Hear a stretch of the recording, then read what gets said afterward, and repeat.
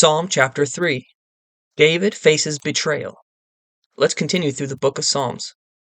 David wrote Psalm chapter 3 during a time of great distress, specifically when he was fleeing from his son Absalom, who had rebelled against him and sought to overthrow his reign as king. Psalm 3, verse 1 and 2. O Yahweh, how many are my foes? Many are rising against me. Many are saying of me, there is no help for him in Elohim. This was most likely during the time of 2 Samuel chapter 15, as we read in verse 13 to 14. And a messenger came to David, saying, Hearts of the men of Israel have gone after Absalom. Then David said to all his servants who were with him at Jerusalem, Arise and let us flee, or else there will be no escape for us from Absalom. Go in haste, lest he overtake us quickly, and bring down evil upon us, and smite the city with the edge of the sword. But even with this betrayal, personal loss, in Psalm chapter 3, David expresses peace and rest despite the overwhelming danger, knowing that Yahweh ultimately sustains him.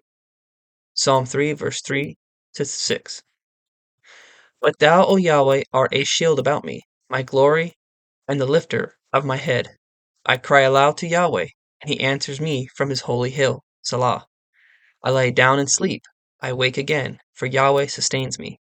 I am not afraid of 10,000s of people who have set themselves against me round about. David trusted that Yahweh will protect him, even when he's betrayed and outnumbered. Psalm 3, verse 8 through 9. Arise, O Yahweh, deliver me, O my Elohim, for thou dost smite all my enemies on the cheek, and thou dost break the teeth of the wicked. Deliverance belongs to Yahweh. Thy blessing be upon thy people.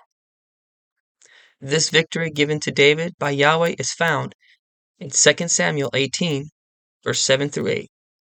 And the men of Israel were defeated there by the servants of David, and the slaughter there was great on that day, 20,000 men. The battle spread over the face of all the country, and the forest devoured more people that day than the sword. We even see how the death of David's son, Absalom, was a divine judgment, and not a mere accident or coincidence. Verse 9. And Absalom chanced to meet the servants of David. Absalom was riding upon his mule, and the mule went under the thick branches of a great oak, and his head caught fast in the oak, and he was hanging between heaven and earth, while the mule that was under him went on.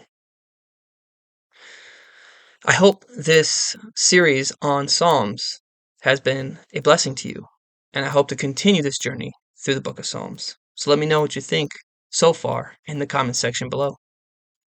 Thank you, and shalom.